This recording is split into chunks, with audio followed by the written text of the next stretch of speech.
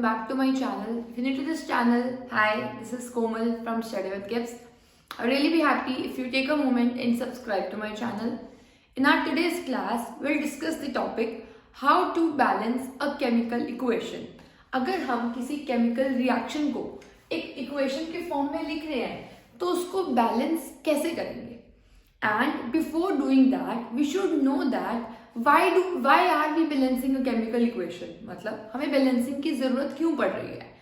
तो we need to balance a chemical equation to satisfy law of conservation of mass. हमने class 9th में एक experiment किया था जिसमें we saw mass can neither be created and nor be destroyed in a chemical reaction. अगर आप दो substances को mix करते हो और मिक्स करने से पहले जो मास था इनिशियल सब्सटेंसेस का, उन्हें हम बोलते हैं रिएक्टेंट्स, जिसे आप मिक्स कर रहे हो. तो जो मास रिएक्टेंट्स का था वो जब रिएक्ट कर रहे हैं उसके बाद अगर कुछ डिफरेंट प्रोडक्ट फॉर्म हो रहा है तो उसका जो मास होगा उसे हम बोलते हैं प्रोडक्ट. कुछ सब्सटेंसेस को क्या बोल रहे हैं? प्रोडक्ट. तो जो वो प्रोडक्ट्स फॉर्म हो रहे हैं और जो वो रिएक्टेंट्स थे उन दोनों का मास हमेशा कैसा रहता है? Same. This is law of conservation of mass. Law of conservation of mass states that mass can neither be created nor be destroyed in a chemical reaction. अगर mass ना ही create हो रहा है ना ही loss हो रहा है तो mass हमेशा कैसा रहेगा? Balanced. पर आप इस equation में अगर देखो लेफ्ट हैंड साइड पे रिएक्टेंट्स में 2 हाइड्रोजन थे और आरएचएस में 2 हाइड्रोजन है. लेफ्ट हैंड साइड में ऑक्सीजन 2 थे, O2 लिखा है. यहाँ पर ऑक्सीजन कितना लिखा है? अगर कुछ नहीं लिखा तो 1 है. तो यहाँ पर ऑक्सीजन, एक ऑक्सीजन का लॉस हो गया, ऐसा तो नहीं होना चाहिए. So that is the reason we need to balance a chemical equation. अभी हम देखेंगे, हम इसको इक्वेशन को बैलेंस करेंगे और जितने हाइड्रोजन और ऑक्सीजन इधर है लेफ्ट हैंड साइड पर उतने ही कहाँ होंगे? आरएचएस पर, राइट हैंड साइड पर. So before doing that we should know the rule how to balance a chemical equation.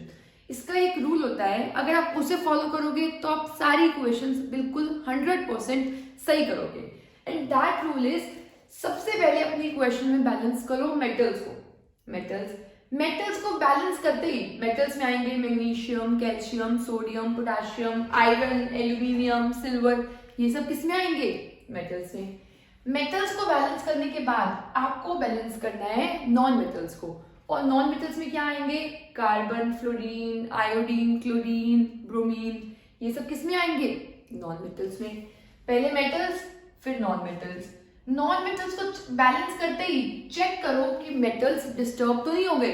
तो मेटल्स को बैलेंस किया. इसके बाद दोबारा से बैलेंस करो ऑक्सीजन को. ऑक्सीजन को बैलेंस करने के बाद चेक करो मेटल्स बैलेंस हैं, नॉन मेटल्स बैलेंस हैं. फिर नेक्स्ट एलिमेंट को चेक करो, हाइड्रोजन को बैलेंस करो. फिर उसको बैलेंस करने के बाद आपको चेक करना है कि मेटल्स, नॉन मेटल्स और ऑक्सीजन डिस्टर्ब तो नहीं हो गए. जैसे अगर आप टॉप स्टेयर पे हो, आप एक स्टेप नीचे जाओ, वापस ऊपर आओ. फिर अगर आप एक स्टेप और नीचे जाते हो तो आपको वापस उन दोनों को चेक करना है. फिर अगर आप एक स्टेप नीचे गए तो आपको वापस तीनों को चेक करना है. पहले आपने मेटल्स को बैलेंस किया, फिर नॉन मेटल्स को. नॉन मेटल्स के बाद आप डायरेक्टली ऑक्सीजन को नहीं कर सकते, आपको चेक करना है कि मेटल डिस्टर्ब तो नहीं हुआ. ठीक है, मेटल नहीं हुआ. फिर आपने बैलेंस किया ऑक्सीजन को, फिर आपको चेक करना है मेटल्स और नॉन मेटल्स डिस्टर्ब तो नहीं हुए. उसके बाद आपको बैलेंस करना है हाइड्रोजन को. हाइड्रोजन बैलेंस करने के बाद आपको देखना है ये तीनों तो डिस्टर्ब नहीं हुए. और ये नहीं होते हैं जनरली. ये बहुत आपको सुनने में लग रहा होगा बहुत डिफिकल्ट टास्क है. अगर आप इसे इन एग्जाम्पल्स में करोगे तो आपको दिखाई देगा कि कितना सिंपल है. तो सबसे पहले बैलेंसिंग करने के लिए हम रिएक्टेंट्स और प्रोडक्ट्स को लिखेंगे. रिएक्टेंट्स मतलब जो एलएचएस में है, जो रिएक्ट कर रहे हैं, और प्रोडक्ट्स मतलब जो फॉर्म हो रहे हैं. तो अगर हम रिएक्टेंट्स की बात करें तो क्या है? एक मैग्नीशियम और ऑक्सीजन. मैग्नीशियम ऑक्सीजन इधर भी है और मैग्नीशियम ऑक्सीजन इधर भी है. अब अगर हम रिएक्टेंट्स में देखें तो रिएक्टेंट्स में मैग्नीशियम कितना है? अगर कुछ नहीं लिखा तो वो 1 होता है, तो मैग्नीशियम इज 1. अब आप ऑक्सीजन को देखो रिएक्टेंट में O के नीचे 2 लिखा हुआ है, मतलब कितने ऑक्सीजन के एटम्स हैं? 2 एटम्स. अब आप प्रोडक्ट देखो, प्रोडक्ट में मैग्नीशियम कितना है? ये है प्रोडक्ट, एक ही मैग्नीशियम है, तो मैग्नीशियम के नीचे हम क्या लिख देंगे? 1, क्योंकि यहाँ पर अगर कुछ नहीं है तो क्या है? 1. O कितना है? O के नीचे भी कुछ नहीं लिखा हुआ, तो ये भी क्या होगा? 1. अब हमें बैलेंसिंग किसकी करनी है, यहाँ पर ऑक्सीजन 2 थे, यहाँ पर ऑक्सीजन 1 हो गया, मतलब ये तो law of conservation of mass को डिसऑबे कर रहा है कि मास गायब हो गया, यहाँ पर 2 थे, यहाँ पर 1 हो गया, ऐसा कभी भी नहीं होगा। तो इसको अब बैलेंसिंग करेंगे, और बैलेंसिंग के लिए सबसे पहले किसको बैलेंस करना है, मेटल्स को। मैग्नीशियम देखो ऑलरेडी बैलेंस्ड है, ठीक है। मेटल्स के बाद आपको बैलेंस करना है नॉन मेटल्स को, नॉन मेटल्स तो है ही नहीं। उसके बाद आपको बैलेंस करना है ऑक्सीजन को। ऑक्सीजन इधर 2 है और इधर ऑक्सीजन कितना है 1। बैलेंसिंग करने के लिए आप मल्टीप्लाई करोगे इसे 2 से, क्योंकि 1 को आप 2 कैसे बना सकते हो, मल्टीप्लाई बाय 2। और जहां आप मल्टीप्लाई कर रहे हो उसी साइड आपको चेंजेस करने हैं। आपने मल्टीप्लाई कहाँ किया, प्रोडक्ट्स में, तो प्रोडक्ट्स को आपको 2 से मल्टीप्लाई करना है। यहाँ है मैग्नीशियम और यहाँ है ऑक्सीजन। इस प्रोडक्ट को आप मल्टीप्लाई कभी भी नीचे नहीं करोगे, मल्टीप्लाई हमेशा होता है कोफिशिएंट में, मतलब मल्टीप्लाई कहाँ होगा, ऊपर मल्टीप्लाई होगा यहाँ पे। अब आप एक ध्यान से चीज नोटिस करो, जैसे ही ऑक्सीजन यहाँ 2 हुए, ऑक्सीजन कितने हो गए, 2 से मल्टीप्लाई हो गए 2, तो मैग्नीशियम भी कितने हो गए अब 2, तो मैग्नीशियम प्रोडक्ट्स में कितने हो गए 2। मैंने आपको अभी बताया था, पहले मेटल्स बैलेंस करो, उसके बाद नॉन मेटल्स करो। नॉन मेटल्स के बाद चेक करो मेटल्स को डिस्टर्ब तो नहीं कर दिया हमने नॉन मेटल्स को करने में, यहाँ पर वही हुआ। आपने पहले चेक किया मेटल्स को बैलेंस था, फिर चेक किया ऑक्सीजन को, ऑक्सीजन को आपने बैलेंस किया। ऑक्सीजन को बैलेंस करते ही आपका पहले वाला केस डिस्टर्ब हो गया, तो सबसे पहले आप उसकी बैलेंसिंग चेक करोगे। यहाँ पर 2 है और यहाँ पर क्या है 1, तो 1 को 2 बनाने के लिए 2 से मल्टीप्लाई। तो मैग्नीशियम को रिएक्टेंट्स में 2 से मल्टीप्लाई करना है, और मल्टीप्लाई हमेशा हम आगे करते हैं। तो अब आप देखो मैग्नीशियम कितने हैं 2, रिएक्टेंट में भी और प्रोडक्ट में भी। ऑक्सीजन कितने हैं 2, रिएक्टेंट में भी और प्रोडक्ट में भी। तो आपकी इक्वेशन अब बैलेंस हो चुकी है, और इसका रिजल्ट क्या आया है, Mg 2Mg plus O2 gives 2MgO. This is the final balanced equation. यहाँ पर Mg 2 थे, यहाँ पर Mg 2 है, यहाँ पर ऑक्सीजन 2 है, यहाँ पर भी ऑक्सीजन कितने हैं 2। तो ये इक्वेशन क्या हो गई हमारी, प्रॉपरली बैलेंस्ड। आई होप आपको यहाँ तक समझ आया होगा। अभी हम और भी एग्जाम्पल्स डिस्कस करेंगे, and till the end of this video आपको बैलेंसिंग पूरी टिप्स पर आ चुकी होगी। अब हम देख रहे हैं सेकेंड एग्जाम्पल। आपको क्या लिखना है यहाँ पर, हाइड्रोजन और ऑक्सीजन। जनरली जिसको पहले बैलेंस करते हैं उसको पहले लिखेंगे, तो O को पहले लिखेंगे और H को बाद में। अब आपको देखो क्या करना है, रिएक्टेंट्स देखो और प्रोडक्ट्स देखो। O रिएक्टेंट में कितना है 2, और प्रोडक्ट में कितना है, कुछ नहीं लिखा हुआ तो कितना है 1। H रिएक्टेंट में कितना है 2, और प्रोडक्ट में H कितना है अभी भी 2। ठीक है, सबसे पहले हमें बैलेंस करना है मेटल्स को। मेटल कोई है ही नहीं, छोड़ो। नॉन मेटल को, नॉन मेटल भी कोई नहीं है। नेक्स्ट क्या है, ऑक्सीजन। ऑक्सीजन इधर 2 है और इधर 1 है, तो प्रोडक्ट्स में हम किससे मल्टीप्लाई कर देंगे 2 से। अब आपने अगर ऑक्सीजन में इधर 2 से मल्टीप्लाई किया है, तो अब ऑक्सीजन के आगे 2 नहीं लगाओगे, इस पूरे प्रोडक्ट के आगे क्या लगा दोगे 2। अब ऑक्सीजन जैसे ही 2 हुआ, हाइड्रोजन 2 तो पहले से ही थे। देखो यहां पर 2 लगाने का मतलब है H2O के 2 मॉलिक्यूल्स हो गए, मतलब बेसिकली H कितने हो गए 4 और O कितना हो गया 2। तो अब आप देखो O तो 2 हो गए, पर H कितने हो गए 2 × 2 4, H 4 हो गए हैं, तो यहाँ पर H कितने हो गए 4। पहले ऑक्सीजन बैलेंस करो, फिर किसको चेक करना है, हाइड्रोजन को। ऑक्सीजन बैलेंस हो गया, हाइड्रोजन यहाँ पर 4 है और यहाँ पर कितने हैं 2, तो यहाँ पर हम फिर किससे मल्टीप्लाई कर देंगे 2 से। अब ये रिएक्टेंट्स में मल्टीप्लाई करना है 2 से। तो अब देखो पहले ऑक्सीजन को बैलेंस किया, फिर हाइड्रोजन को बैलेंस किया। हाइड्रोजन को बैलेंस करने के बाद चेक करेंगे कि ऑक्सीजन डिस्टर्ब तो नहीं हुआ। ऑक्सीजन अभी भी कितना है 2, हाइड्रोजन कितना है 4, तो इक्वेशन कैसी है बैलेंस्ड। देखो इधर हाइड्रोजन 4 है, इधर भी हाइड्रोजन 4 है, इधर ऑक्सीजन 2 है, इधर भी ऑक्सीजन कितना है 2। तो फाइनल बैलेंस्ड इक्वेशन होगी 2H2 plus O2 gives 2H2O. Now we balance the third equation, that is अगर methane that is CH4, methane अगर ऑक्सीजन में बर्न होता है तो वो क्या देता है CO2 और वाटर। अब हम इस इक्वेशन को बैलेंस करेंगे। सबसे पहले हम एलिमेंट्स देखेंगे कौन से लिखे हुए हैं, कार्बन, हाइड्रोजन और ऑक्सीजन। सबसे पहले हम लिखेंगे कार्बन को, क्योंकि उसके अकॉर्डिंग कोई मेटल तो है नहीं। नेक्स्ट किसको लिखते हैं? Non metal. नेक्स्ट ऑक्सीजन, और फिर किसको लिख देंगे? हाइड्रोजन को। अगर हम इसमें बात करें तो रिएक्टेंट्स में कार्बन कितने हैं? 1। और प्रोडक्ट्स में कार्बन कितना है? कुछ भी नहीं लिखा हुआ, तो कार्बन कितना है यहाँ पर? 1। ऑक्सीजन रिएक्टेंट में कितना है? 2। प्रोडक्ट में ऑक्सीजन कितना है? यहाँ पर 2 है और यहाँ पर 1 है। 2 + 1 कितना होगा? 3। नेक्स्ट हाइड्रोजन यहाँ पर है 4 और यहाँ पर हाइड्रोजन कितना है?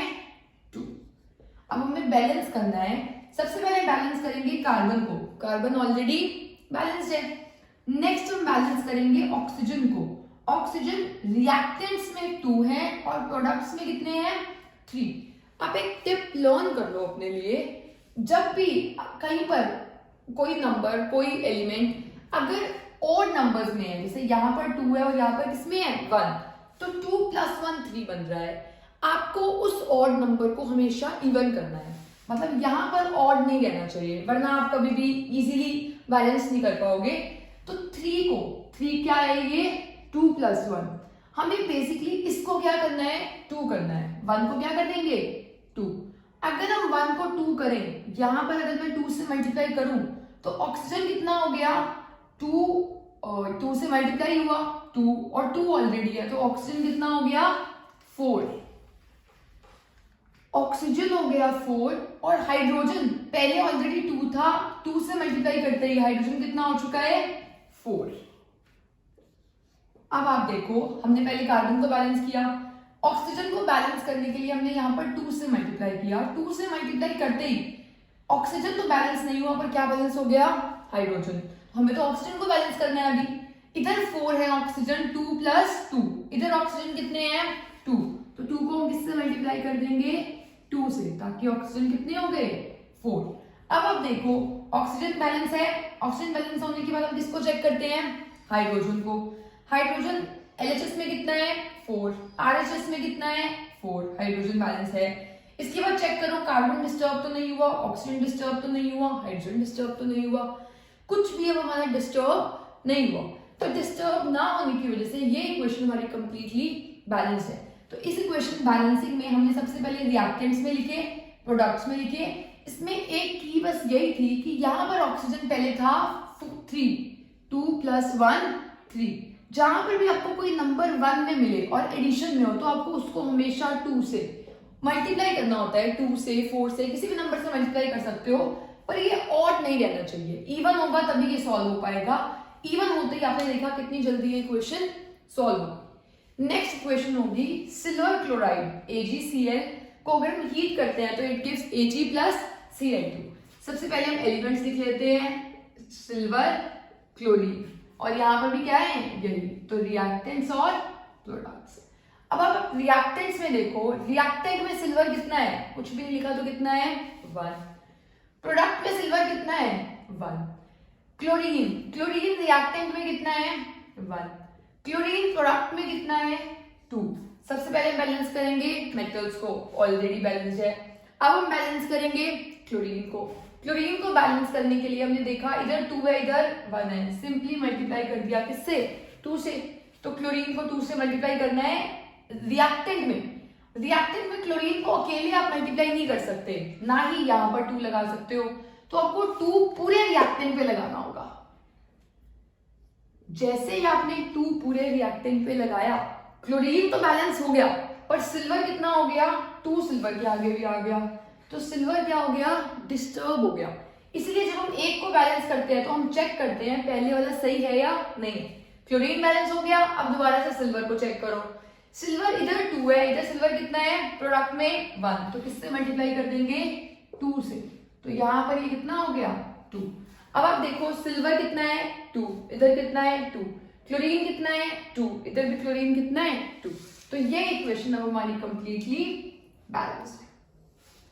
अब हम 4 मोर इक्वेशंस करेंगे, 4 मोर एग्जाम्पल्स करेंगे, जिससे आपको बैलेंसिंग और क्लियर हो जाएगी। नाउ नेक्स्ट इक्वेशन इज, अगर हम यहाँ पर देखें तो एलिमेंट्स है हमारे पास Fe अब एक जनरली कंफ्यूजन होती है, मैं इसे F अलग एलिमेंट क्यों नहीं ले रही हूँ और E अलग एलिमेंट क्यों नहीं ले रही हूँ, क्योंकि Fe आयरन का सिंबल होता है। अगर आपके पास एक कैपिटल लेटर्स में हो और एक स्मॉल लेटर्स में हो, मतलब वो एक ही एलिमेंट है, और अगर दोनों कैपिटल लेटर्स में हो तो वो डिफरेंट एलिमेंट्स है। जैसे दोनों कैपिटल में है तो दो डिफरेंट एलिमेंट्स है, हाइड्रोजन और ऑक्सीजन। एक कैपिटल में है और एक स्मॉल में है तो एक ही एलिमेंट है। अब Fe एक ही एलिमेंट है, सल्फर डिफरेंट एलिमेंट है, ऑक्सीजन डिफरेंट एलिमेंट है। अब हम इसे बैलेंस करेंगे रिएक्टेंट और प्रोडक्ट साइड में। अब अगर हम ध्यान से देखें तो रिएक्टेंट साइड में Fe कितना है, कुछ नहीं लिखा तो कितना है 1, और Fe प्रोडक्ट साइड में कितना है 2 लिखा हुआ है। सल्फर रिएक्टेंट साइड में कितना है, कुछ नहीं लिखा तो 1, और सल्फर प्रोडक्ट साइड पर कितना है, S यहां पर भी है और यहां पर भी है, और दोनों में प्लस का साइन है। S1 प्लस S1 कितने सल्फर हो गए, 2 सल्फर। यहां पर देखिए ऑक्सीजन कितना है 4 लिखा हुआ है। यहां पर ऑक्सीजन 3 यहां पर है, 3 यहां पर और 2 यहां पर। 3 + 3 6 + 2 8, ठीक है। और अगर आप ये ध्यान से देखो ये 3 + 3 + 2 था। अब सबसे पहले हम किसको बैलेंस करेंगे, आयरन को, मेटल्स को, फिर नॉन मेटल्स को और फिर ऑक्सीजन को। तो सबसे पहले अगर हम आयरन की बात करें तो आयरन में यहाँ पर 1 है और यहाँ पर 2 है, सिंपली 2 से मल्टीप्लाई कर दिया। आयरन को किससे मल्टीप्लाई कर दिया, 2 से। आयरन को 2 से मल्टीप्लाई करने के लिए हमें इस पूरे को किससे मल्टीप्लाई करना पड़ेगा, 2 से। अब आप देखो आयरन कितने हो गए 2, सल्फर भी कितना हो गया 2, और ऑक्सीजन 4 पहले से थे, 2 और मल्टीप्लाई हो गया तो कितना हो गया 8। देखो FeSO4 2 है, FeSO4 मतलब ऑक्सीजन पहले 4 थे अब 4 हो गए। कितने ऑक्सीजन हो गए टोटल 8। तो आपने अभी पहला स्टेप कंप्लीट कर लिया किसको बैलेंस करने का, Fe को। अब आप इक्वेशन को देखो, Fe को बैलेंस करते ही सल्फर ऑलरेडी बैलेंस है और ऑक्सीजन ऑलरेडी बैलेंस है, तो ये इक्वेशन आपकी बैलेंस इक्वेशन हो गई, जिसे हम दोबारा भी लिख सकते हैं 2FeSO4 gives Fe2O3 plus SO2 plus SO3। Sulphur 2 है, इधर भी 2 है, आयरन 2 है, इधर भी आयरन 2 है, ऑक्सीजन 8 है और इधर भी ऑक्सीजन 8 है। नेक्स्ट इक्वेशन को अगर हम देखें Fe एल्यूमिनियम और O, एल्यूमिनियम भी मेटल है और आयरन भी क्या है मेटल, तो किसी को भी पहले बैलेंस कर सकते हो आप।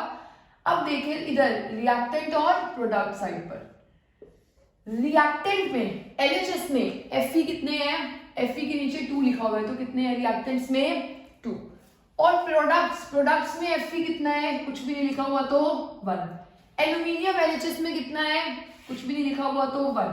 एल्यूमिनियम RHS में कितना है 2। ऑक्सीजन यहाँ पर है 3 और यहाँ पर ऑक्सीजन है 3। सबसे पहले बैलेंस करो आयरन को, Fe को बैलेंस करो, 2 से मल्टीप्लाई कर दिया तो यहाँ पर क्या आ गया 2, कुछ भी और डिस्टर्ब नहीं हुआ, आयरन बैलेंस है। नेक्स्ट एल्यूमिनियम 1 इधर और इधर कितना है 2, इसको किससे मल्टीप्लाई कर देंगे 2 से, तो एल्यूमिनियम बैलेंस हो गया। अब देखो आयरन डिस्टर्ब तो नहीं हुआ, आयरन अभी भी यहाँ पर भी 2 है और वहां पर भी आयरन कितना है 2, एल्यूमिनियम कितना है 2 और ऑक्सीजन क्या है 3। तो ये इक्वेशन हमारी कंप्लीटली बैलेंस इक्वेशन है, जिसका फाइनल रिजल्ट होगा Fe2O3 plus 2Al gives Al2O3 plus 2Fe। Next equation is MnO2 plus HCl, तो एलिमेंट्स है मैंगनीज, देखो ये एक ही एलिमेंट है। नेक्स्ट होगा क्लोरीन, पहले मेटल लिखो फिर नॉन मेटल लिखो फिर ऑक्सीजन और फिर हाइड्रोजन। अब रिएक्टेंट्स में Mn कितना है 1, प्रोडक्ट्स में Mn कितना है 1, क्लोरीन रिएक्टेंट्स में कितना है कुछ नहीं लिखा तो 1, प्रोडक्ट्स में क्लोरीन कितना है, यहाँ पर 2 लिखा हुआ है और यहाँ पर भी 2, मतलब कितने हो गए 4। ऑक्सीजन यहाँ पर कितना है 2, यहाँ पर ऑक्सीजन है 1, हाइड्रोजन यहाँ पर कितना है कुछ भी नहीं लिखा हुआ तो 1, और यहाँ पर हाइड्रोजन कितना है 2। तो हम बैलेंसिंग स्टार्ट करते हैं। मैंगनीज ऑलरेडी बैलेंस है, क्लोरीन यहाँ पर 1 है और यहाँ पर कितना है 4, तो किससे मल्टीप्लाई कर देंगे 4 से मल्टीप्लाई करना है रिएक्टेंट्स में, तो यहाँ पर मल्टीप्लाई किया 4 मल्टीप्लाई करते ही H भी कितने हो गए 4, H कितने हो गए 4, H यहाँ पर 4 है, पहले हमने मैंगनीज को बैलेंस किया, फिर हमने क्लोरीन को बैलेंस किया। क्लोरीन को बैलेंस करते ही चेक करो मैंगनीज डिस्टर्ब तो नहीं हुआ, नहीं हुआ। अब बैलेंस करो ऑक्सीजन को, ऑक्सीजन LHS में कितना है 2, RHS में कितना है 1, तो इसको किससे मल्टीप्लाई कर देंगे 2 से। ऑक्सीजन को 2 से मल्टीप्लाई करना है, मतलब यहां पर है ऑक्सीजन तो इसको किससे मल्टीप्लाई करना है 2 से। इससे मल्टीप्लाई करते ही हाइड्रोजन भी 2 से मल्टीप्लाई हो गया, हाइड्रोजन कितना हो गया 4, तो ये इक्वेशन आपकी अब कंप्लीटली बैलेंस है।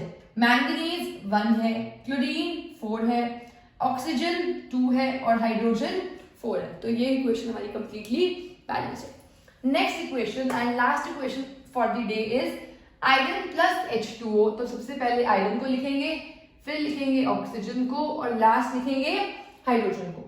ये लिखने के बाद अगर हम देखें तो आयरन रिएक्टेंट्स में कितना है 1 और आयरन प्रोडक्ट्स में कितना है 3, रिएक्टेंट्स में 1 और प्रोडक्ट्स में 3। ऑक्सीजन रिएक्टेंट्स में 1, ऑक्सीजन प्रोडक्ट्स में 4, हाइड्रोजन रिएक्टेंट्स में 2 और हाइड्रोजन प्रोडक्ट्स में 2। अब अगर हम इसे बैलेंस करें तो सबसे पहले बैलेंस करना है मेटल को, मल्टीप्लाई बाय 3 से मल्टीप्लाई कर दिया। इसके बाद बैलेंस करना है ऑक्सीजन को, यहाँ 1 है और यहाँ कितने हैं 4, तो किससे मल्टीप्लाई कर देंगे 4 से। यहाँ पर हमने मल्टीप्लाई कर दिया ऑक्सीजन को 4 से। ऑक्सीजन को 4 से मल्टीप्लाई करते ही हाइड्रोजन भी 4 से मल्टीप्लाई हो गया, तो हाइड्रोजन कितना हो गया 8। ऑक्सीजन बैलेंस है, पहले आयरन को बैलेंस किया फिर ऑक्सीजन को किया, ऑक्सीजन के बाद चेक किया कि आयरन डिस्टर्ब तो नहीं हुआ। अब बैलेंस करेंगे हाइड्रोजन को, हाइड्रोजन इधर 8 है और इधर कितना है 2, किससे मल्टीप्लाई कर देंगे 4 से। तो हाइड्रोजन को प्रोडक्ट साइड पे 4 से मल्टीप्लाई करना है, हाइड्रोजन को प्रोडक्ट साइड पे किससे मल्टीप्लाई करना है 4 से। अब देखो इधर 8 8 4 4 3 3, तो इक्वेशन कंप्लीटली बैलेंस इक्वेशन है 3 4 1 4। So these were the few examples that were given in NCERT which we discussed to balance a chemical equation, and this was all about today's class. I hope you liked the video, and if you did, please share this video with your friends as well. I hope you all have a nice day. Thanks for watching. Thank you.